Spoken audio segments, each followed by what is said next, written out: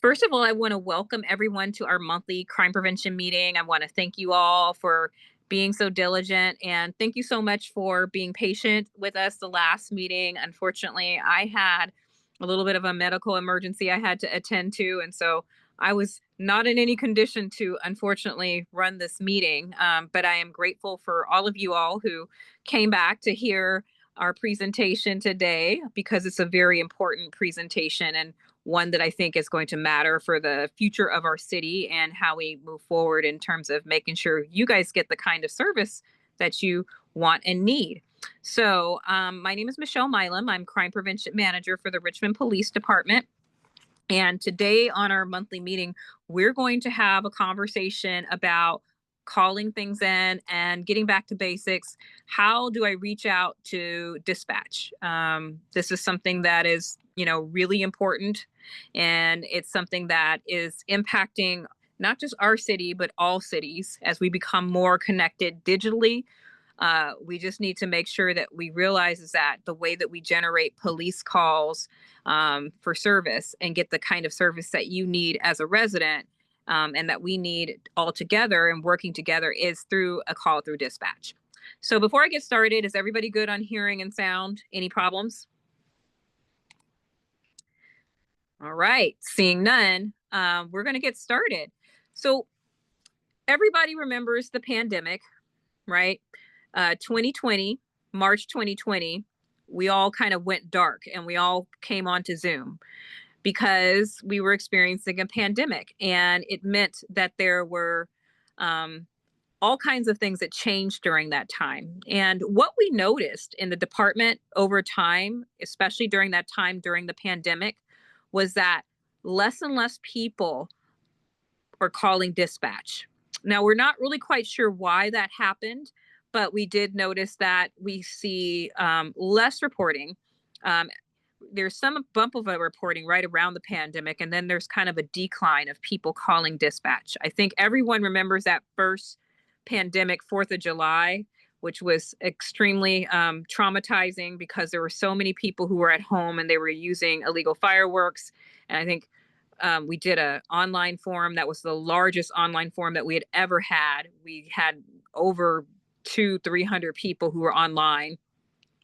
And, at that point in time, we were talking about calling dispatch. So we definitely noticed a bump then. But then we kind of noticed that some of the habits in the community had declined.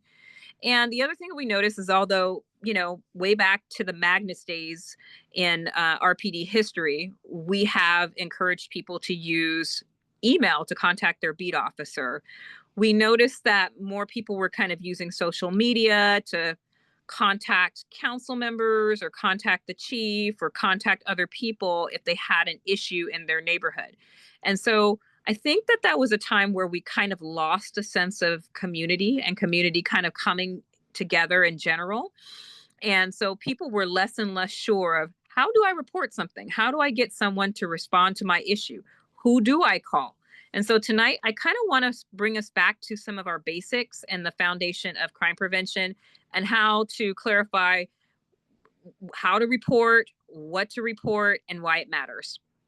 So my first point is always start with dispatch. So if you see a crime in progress going on, that means it could be a medical emergency. That means that it could be a robbery. That means it could be some kind of a crime that's happening right then and right there. You're going to call 911. 911 is something that I think everybody knows about calling, and that's for someone who's in danger. If a crime is actively occurring, you're going to call 911 immediately. When you call 911, you'll be routed to dispatch, and dispatch will answer that call, and they're going to work to see who needs to be dispatched. Is it fire? Is it police? Is it EMS? So 911 is still the gold standard for calling if you see some kind of an active emergency. Now, there's also another kind of class of calls, and the second class of calls are non-emergency calls.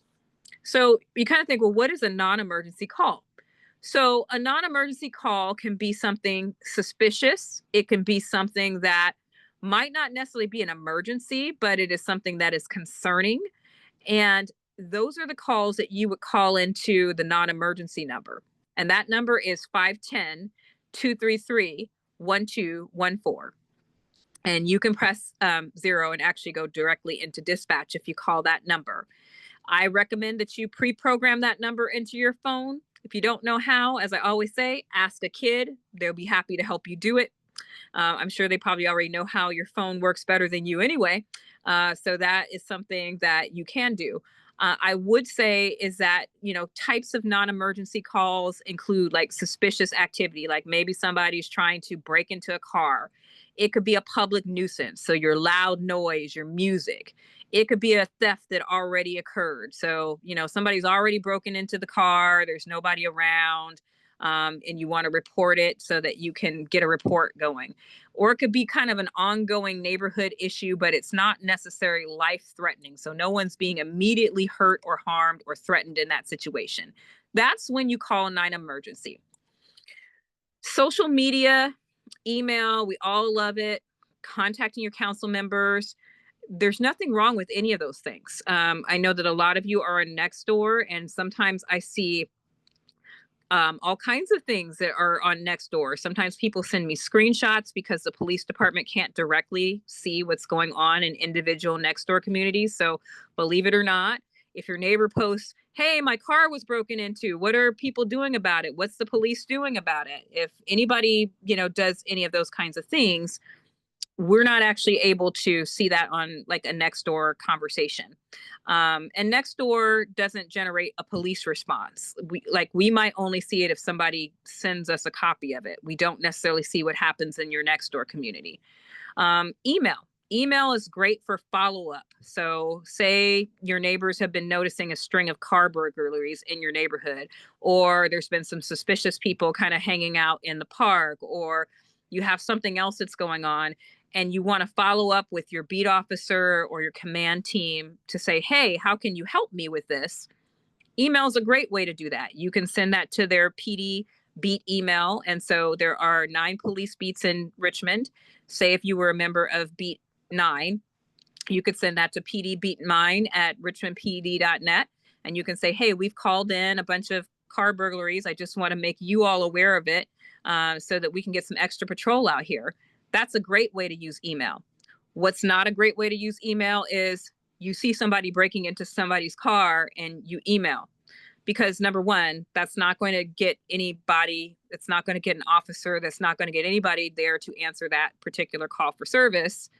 And number two, you're going to have a hard time, just being able to get the support that you need. So you obviously can use email, but email is a follow-up. It's not a first line for calling, 911 or non-emergency if you want to get an officer there to respond right then and there. So council members, it's okay to contact your council member. Obviously, you're a resident, you pay taxes, you have an elected official. And of course, you can call your elected official at any point in time that you would like to. But if you call your elected official and say, hey, there is a burglary happening on my block right now, your elected official is not going to generate a police response. What they might do is email the city manager, or they might email the police chief, and the police chief will send that to a command staff member, and that command staff member will send an officer out to investigate something that's already happened and probably is long over with by the time they get your email. Even if email works quickly, it does not work that quickly. It's not designed to be an emergency system. So while it's okay to definitely contact your council members about things that you have concern about, or you want, maybe more support in an area in terms of crime issues, if you contact them with specific incidents and expect that there's going to be a follow-up, there's going to be a lag time. So it's really important to get back to basics. We have to get back to calling every time you see something that should generate a police response that is either an emergency and, when you feel it's appropriate, a non-emergency issue. So definitely all these contacts, email, social media, council members can be tools and for awareness and follow-up, but they're not dispatch systems. So what should you expect when you call dispatch? So when you call dispatch, it's important that you explain the situation clearly to the dispatcher and let the dispatcher know if you want an officer to contact you. So many people say, well, nobody followed up or nobody contacted me. If you want an officer to contact you, you can share that information with your dispatcher. That doesn't mean that they can always contact you right away, because remember, they're answering calls for service. And even now, we do have a staffing shortage in the police department. So we're trying to answer as many calls for service as we can. But if you want an officer to contact you, you can definitely tell the dispatcher, I want an officer to contact me. You can also let the dispatcher know, I want to remain anonymous. I do not want you telling other people that I called. You might want to leave a callback number, because sometimes a police officer gets a call and they show up and they're like, I don't actually see what this caller is talking about, and I need some more information. But if you're anonymous or they don't have a number, they can't call you and ask you about that. So you can call anonymous if you want to leave your number so they can call you back. Even if you call anonymous, that sometimes is a good opportunity for you. And then the third thing is you need a call back rather than an in-person contact. So say, hey, I got more information on this, but I don't want you guys showing up at my house. I would rather you call me back. You can ask the dispatcher for that too. Not every call results in an officer on your doorstep. So it doesn't mean that every time you call, you're going to see what happened. Sometimes, you might say, hey, there was a robbery and the robbery suspects are fleeing. They're gone, and so the police department may get there 2, 3, 4 minutes after the fact, and they may go looking for the person. They may go canvassing. So you might not actually see, that there was a follow-up there. That doesn't mean that there wasn't a follow-up, but you can ask dispatch, like, hey, do you know what the follow-up was? And dispatch will document it. It's going to triage each call by priority. So there is a priority system. First is life and property, but life comes first, right? So if there is a robbery, if there's a shooting, if there's a serious accident, that's going to take precedence over, maybe somebody digging in recyclables and, stealing recyclable stuff. It does not mean that your call isn't important. It just means with limited staff, we're going to have to prioritize life first and then property. But that does mean that, we send resources when they are available. And so if there are calls holding, which is a term that a lot of people outside of policing don't know about, but it's calls pending or holding. It means that officers are responding to calls and everybody's tied up on a call. And so they're going to get to your call once that other call gets resolved. Sometimes there will be calls holding and there will be a wait time. We try our best to avoid that as much as possible with our staffing and try to stagger our staffing so that we can understand which are the busiest beats and staff them accordingly. But sometimes there are calls pending. And normally we're going to have calls pending that are kind of the lower level priority. So say that recyclable theft, you called and you're like, I don't see anybody. It's been 30 minutes and I called about this recyclable theft and I think he might be gone. If something like that happens, it's most likely because we are tied up on some other priority calls and we're trying to get there as soon as we can. But we try to get to calls as soon as we can, that said. And remember, if you don't call into dispatch, there is no official record of the issue. This is important. So a lot of neighborhoods are dealing with nuisance houses, calls where there's repeated calls for service. I was working with another local neighborhood leader about, a house where there's repeat calls for service, right? And so sometimes neighborhood folks will call in and say, this house has been a problem for a long time, or this location has been a problem for a long time. We go in and we have a crime analysis system so we can pull up all the calls for service and we go and look at the calls for service. Guess what? There are no calls. There are no calls that are coming into that particular neighborhood for that particular issue or that particular house. So if you don't call into dispatch, it's like the crime didn't happen. And so sometimes that can look like, wow, crime went down. Well, did crime really go down, or did people stop reporting the issue? Maybe because they got frustrated or they figured, I'm not going to bother the police with this. They're too busy. So if you don't call us, there is no record of the fact that the crime actually occurred. So why does this even matter? Well, it matters for crime data and accountability. Richmond PD has a monthly crime accountability meeting. And in that meeting, the staff, that includes the chief, all the commanders, the sergeants, the lieutenants, they review all the calls for service with crime analysis. They look at crime trends. So what's happening? Are we having robberies? Are we having car break-ins? Are we having copper metal wire theft? Are we having catalytic converter theft in a neighborhood? They look at hotspots. They look at repeat calls for service on repeat addresses. And those rely on things like you. It relies on neighborhood council leaders. It relies on neighborhood watch. We also look at things like emails to officers or social media reports. So we look at all that information and we make decisions about where we're going to deploy our resources based on data.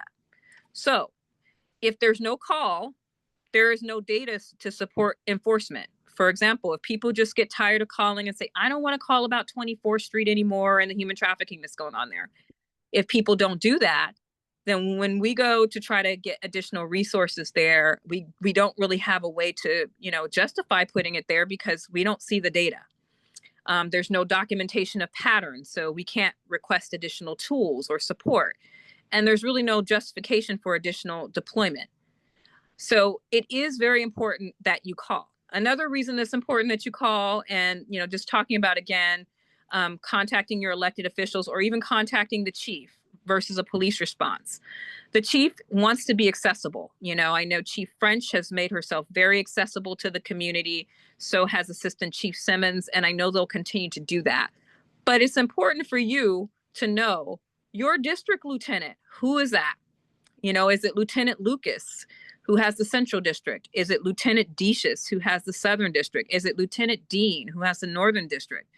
You need to know who your lieutenant is because your lieutenant is kind of like a mini chief, and they are responsible for making sure you get the support and the deployment that you need in your neighborhood.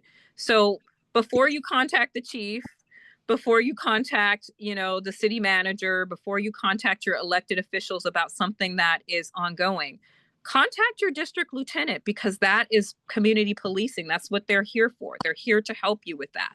Now, obviously, don't contact them with crimes in progress. You can contact them as a follow-up, but you should stay in touch with them because they might be able to resolve your problem. And I can tell you, as someone who used to work for the mayor's office and sent a lot of constituent concerns to the police department during my time, what happens is the mayor's office will send it to either the chief directly or sometimes the city manager, and they'll send it to the chief, and the chief is going to send it to the district lieutenant. And that was who you were going to contact anyway.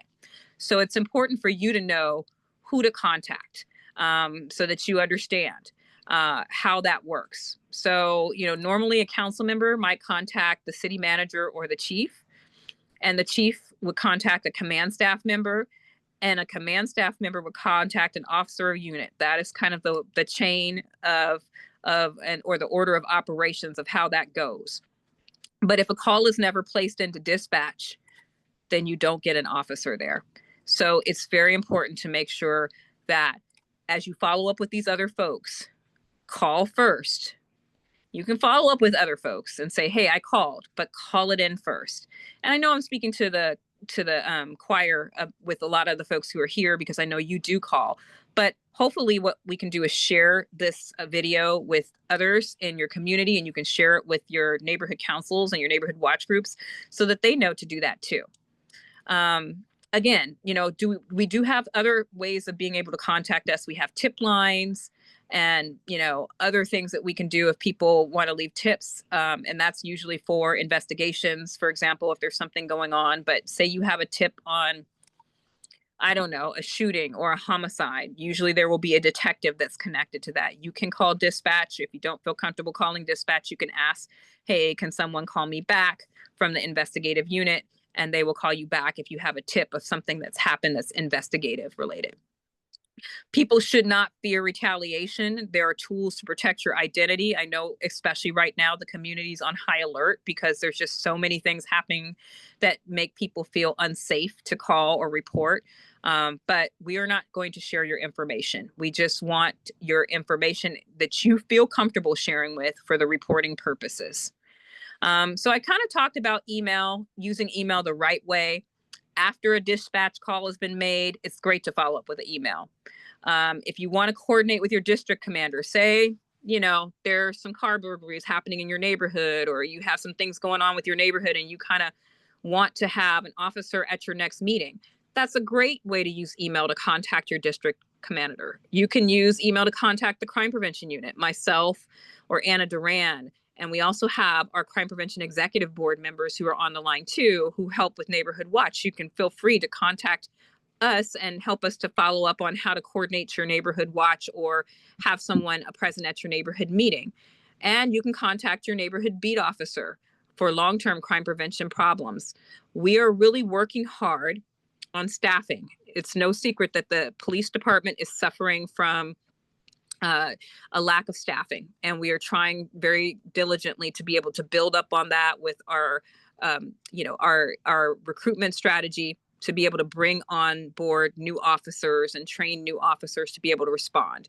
Right now, we are working towards rebuilding our community policing strategy so that we have dedicated officers that are your beat officers who don't get kind of cycled in on assignment too quickly.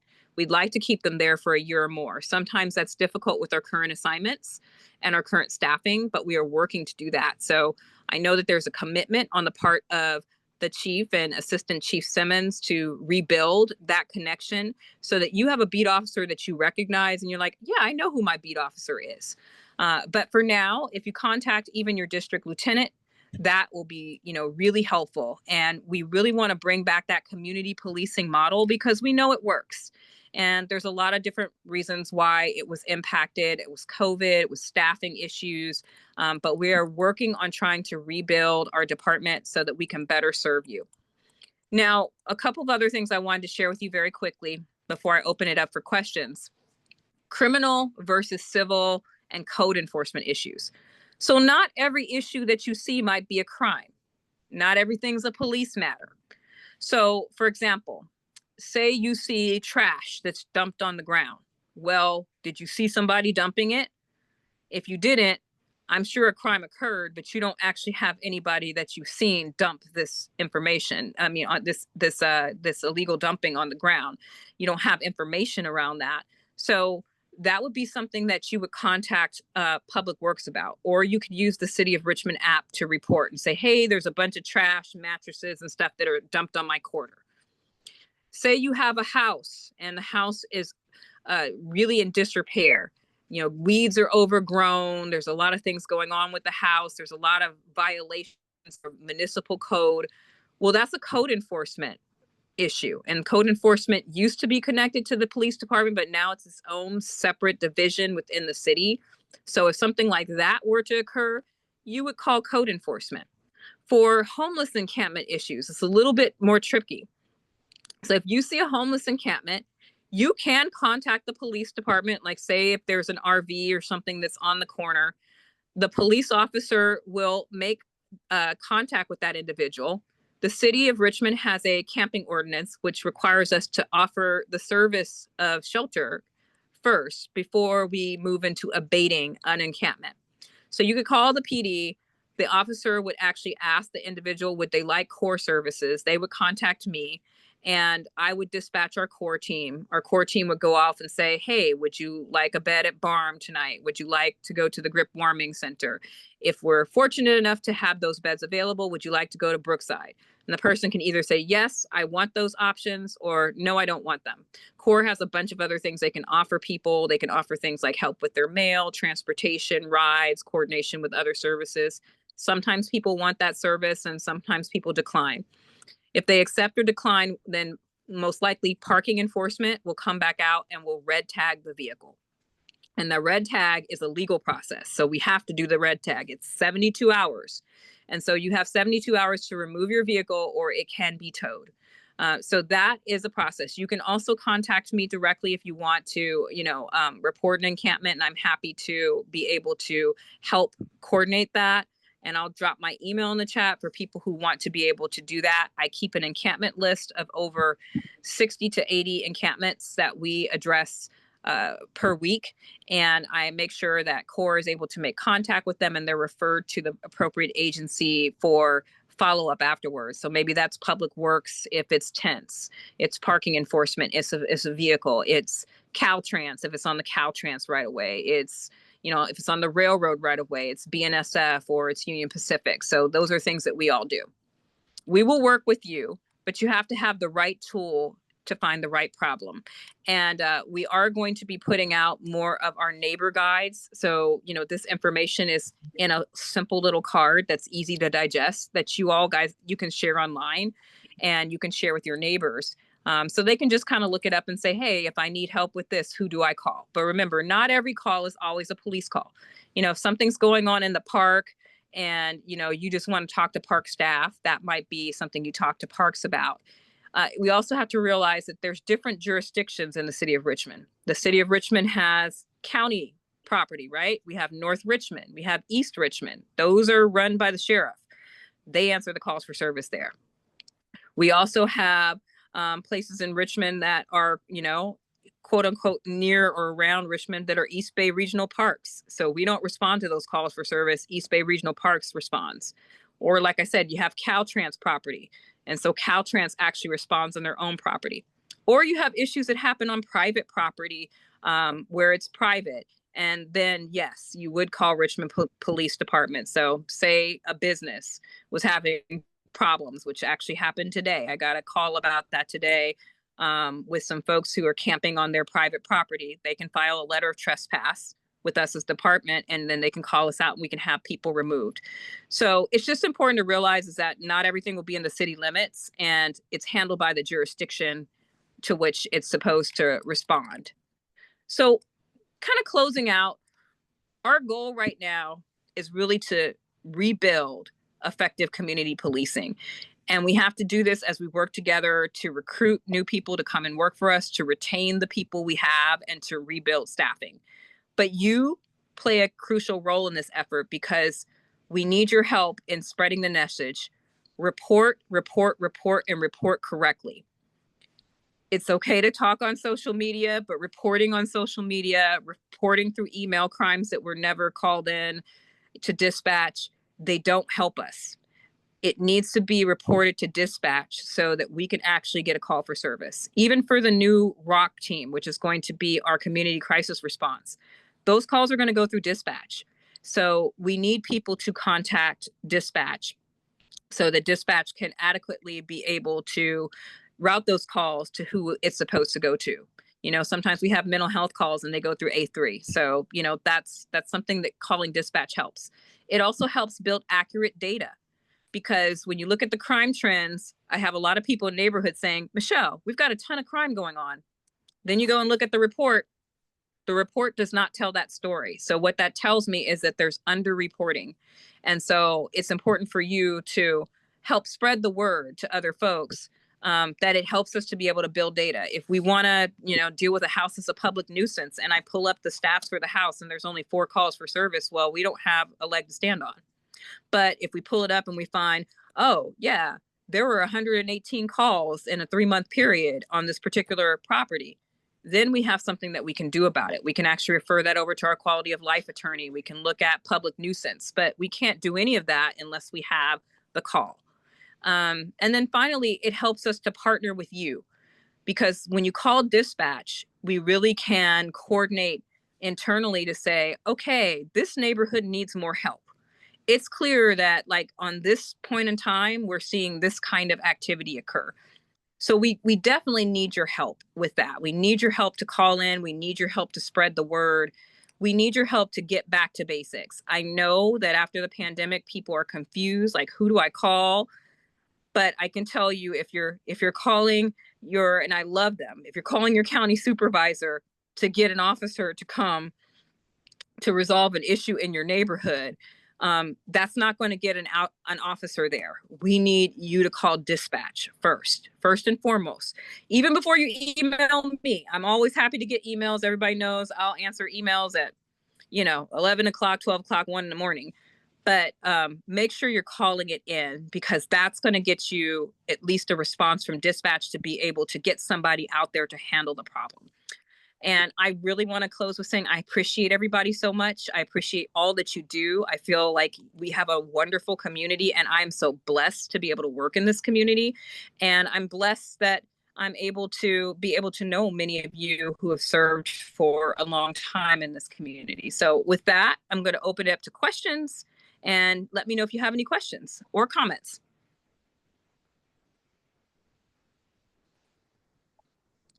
Thank you, Norma.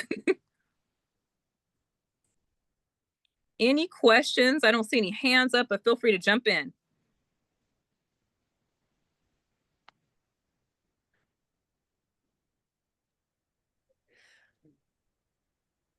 I don't know how to raise my hand. Yeah, go ahead.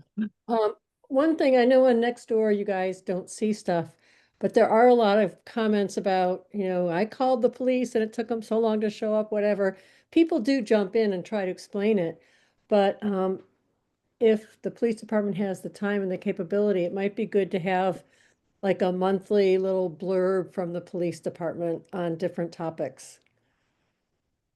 Just Definitely. I think that that's a great suggestion. And that's something that maybe what we can do is I can coordinate with Lieutenant Patchen, who is our public information officer, about trying to put that on and put that together. Because I do know that response time can sometimes be an issue, like I explained, depending on the staffing levels. So that's a great suggestion. And I definitely will take that back and see if that's something that we can start doing. even something as simple, I mean, it doesn't have to be a lot of stuff, but even just like a bullet list of the priority of calls so people can look at it and say, oh, well, this, yeah, it was low priority, so that's why it took a while. Just short little things. I really like that suggestion. I think that that's great. That is an awesome suggestion. Yeah, and I think a lot of times people just don't know necessarily that what a priority call is. So that's a tough one. Sometimes it's like they just wonder like why didn't the police show up? And sometimes the police did show up, but they didn't necessarily make contact with the caller. And so, that's where it's important to know that, yeah, you can call back dispatch and say, "Hey, I want a contact back." So great suggestion. And maybe what we'll do is put some of that information into a blurb so we can share it with people. Yeah. And then, stuff like what you were talking about tonight with why is it important to call dispatch and how do you use emails to other people? And because I mean, other people get on and explain it to them, but I don't know if they listen as well as they would if it came from the police department. Got it. Well, I am definitely going to take this video that we have and this recording, and I'm going to put it on Nextdoor so that, we can share it. And maybe I can see if there's a way for us to pin it too, so that we can share that information and that topic. And then, I also like the idea of definitely doing some blurbs and some bullets, every month with the calls for service or one point, because it's hard for people to digest a lot at once, so that, we do some education, via Nextdoor. Great suggestions. Any other suggestions or questions? Feel free, Cindy. I see your hand up. Just a comment when people tell me, well, I've called the police and they're not showing up and not showing up. I tell them you can call back. I wait 30 minutes. If you don't get a response, call back. You can ask for an ETA. You can ask what's going on. You're not. That's a really great point. Yeah, you don't have to be left in the dark. You can keep calling. Absolutely. And I think people don't realize that they can ask for an ETA. I do it myself. I say, do we have an ETA on how people will be able to get there? And usually the dispatcher can give you some information and let you know how long it might be, depending on how busy things are that night, if you're finding that you have to wait for something. So that's such a good point. And I don't think people know that they can do that.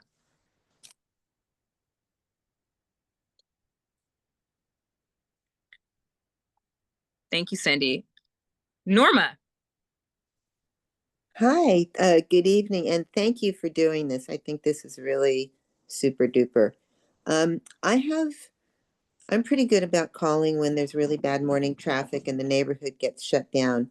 Something has happened in the past couple months where I overlooked 580, not an on-ramp from Tewksbury to Canal. And I've seen the weirdest stuff, including a car doing donuts on that, not an on-ramp. But by the time I picked my jaw up off, I can still, I'm having trouble describing it. It was so ludicrous. Um, I don't have a plate. I might remember the color. I don't have the number of doors. There's no way I can describe the driver. So I feel like an idiot to even pick up the phone at that point because, who knows? They could be gone. They could be anywhere. I really don't know. There've been a couple times where I've noticed at a certain time of day, I hear the same problem, and the third day I'm ready to call, and of course the car doesn't do it. So I just I hear you about data. I'm all for data. Um, and also this could relate to either the city or the highway. I'm just not sure if I should call or under what circumstances, if I can't give them, more than a color. I think Maybe. if something like that is happening and you brought up a really good point. It's like, hey, maybe I don't have all the information. If you have the location and you have a car and even if you have a color and you can't give a plate number or the make and model, that might be at least enough for someone to find it, to try to get there and try to find out some information. Of course, more details help. Like if you do have a partial plate number or if you just have the make and model of the car. So sometimes that helps too. But I would say call it in, because worst case scenario, we get there, we don't necessarily see the vehicle, but we're in the area. We're going to drive around the area to see if we see anything else. So that does help. And sometimes just having a presence there. So they realize, oh, I did donuts and the police showed up. Maybe I don't want to do those over here anymore, even if we don't necessarily identify the vehicle that was involved. Might be a little bit of a deterrence. So I definitely think you're on the right path of calling, even if you don't have all the information. Of course, the dispatchers, they're going to ask you for everything in the kitchen soup. And sometimes that makes us feel a little intimidated because like, wait a minute, I don't have all that information. I've had that happen to me and I work for the department. I'm like, I didn't get that. But get what you can and just say, here's the information I have. I don't have any additional details and, let them put it out and let the officers kind of go to the area and see what they see. And I think that's helpful. I think too, in situations like that, if everybody who sees it calls with the information they have, eventually the police may have all the information they need because everybody's going to see something different. Absolutely. Absolutely. And so sometimes that happens. We'll get multiple calls about the same thing. And so that's a great way for us to kind of get that information in. And I also want to say it's just like being a good witness is it's something you have to train your mind to do. It's not something that comes naturally to us because some happens and it's hard to remember things like make and model of the vehicle, color, like description of the person. So I always encourage people to train themselves to be aware of your surroundings, even if it's just for 2 minutes a day while you're driving. Can you spot like all the Acuras you can see? What do they look like? What's normal in your neighborhood in terms of what kinds of cars you see parked in what location, kind of looking out and just really trying to see what you can do. And that way you're training your brain. So if something happens in a flash, you're going to pay more attention to what's going on. And so it is a training thing that you have to do. It's not something that comes naturally to most of us. Some of us have those perceptive brains and we, will remember those things right away. I know my mother years ago was 6 years old and she was almost kidnapped. And she was able to remember the part of the license plate of the kidnapper, believe it or not. Now, she has a great memory and she was a teacher. And so that's probably why she remembers all that information. And it's kind of amazing that she remembers that at that age. But, for many of us, especially when something happens very quickly, we lose sight of that. So it's just important to try to remember. If you have a home camera, for example, those are always really helpful because there's been so many things where we've been able to catch something on a neighbor's ring, so all you guys who have camera systems, home camera systems. Sometimes something will happen in a neighborhood. Officers will go back, knock on the door and say, hey, can I look at your video surveillance? Wow. Yeah. We saw the dude who broke into your neighbor's car. We caught it on the Ring camera. So those things are helpful too. But, as much as we can be a good witness and try to remember things, it's helpful. But if you don't have all the information, just get basic details, whatever you can get basically. Thank you, Carla. Are there any other questions for us, or any other questions or comments? If not, I wanted to just announce that this coming Saturday, we do have a special event that the police department is putting on. It's called Cops and Goblins. This is I believe it's our 5th year. I want to say it's our 5th year. We stopped for a little while during the pandemic and restarted. And so it is a Halloween experience. So it's part haunted house, part like fantasy, a lot of fun. We have a haunted house that kids can go through and kind of look at all kinds of neat, cool things that we have in here. When I tell you that the employees have done some amazing things, you would kind of think that this was DreamWorks Studios over here, because it looks like a set off of, some kind of a musical or something. So we have decorated and we have put things out. It's really cool. We have candy for all the kids to come in. This Saturday, it's going to be going on from 11 to 1. It's a free event. So while supplies last, come early so that you can, get all the goodies. They'll be able to go through the haunted house. And then afterwards, we're going to have activities for them to do. We have a petting zoo. We have icy truck. We have jumpers. We're going to have snacks. We're going to have a hot dog lunch that's prepared by the police department. And then, yes, we have the one and only DJ Souza and DJ President, who are 2 of our officers who are also DJs, and they're going to be DJing for us. So we'll have music and dancing. So it's going to be a great time. I really hope that you come out and tell people about it, tell people in your neighborhood about it. Bring the family out. It's going to be a cool thing. It's supposed to rain, but it's not supposed to rain until later on the day. So we're going to keep praying and making sure that, good vibes happen. So we only maybe have a little drizzle in the morning, and, it will continue to be nice enough for everybody to be able to enjoy themselves. But we hope you come out and enjoy yourself. The other event that's coming up is, I know we have Trick or Treat 23rd Street, and that's going to be on the 31st. I believe that's from 4 to 6, and that's going to be on 23rd Street.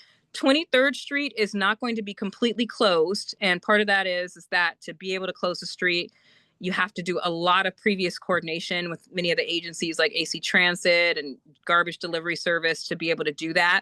So it's not going to be completely closed, but we are going to have officers out there to help keep people safe and make sure that people slow down for the trick-or-treaters. But I know that that's coming up, and that's going to be a great and a wonderful event. I do believe, and I don't have the date, that there is going to be a also Halloween event at the Hilltop Mall, but don't quote me on that. If I find out more information, I will share with you. So we got a lot of fun events coming up, but I hope you come out to Cops and Goblins. And if you can't come out, just tell a friend, maybe have a family with some kids and say, hey, come on out, enjoy yourself. So hope that you guys can come out and join us for that. And we appreciate everything that you do. And with that said, I hope everyone has a wonderful evening. We will meet again in the month of November. We might have to do a little bit of switching because of the Thanksgiving holiday, but we will meet again, and we'll have some follow-up on this discussion and this topic. And I think we're going to have a special guest from the command staff for our November meeting. But I look forward to seeing all you guys in November. And thank you for everybody for the well wishes. I am feeling better. That was definitely scary because I have never been in the hospital, but I got a weird kind of infection. And so I appreciate all the well wishes and everything from all of you all, and just look forward to seeing you all. And I'm so happy to see your faces.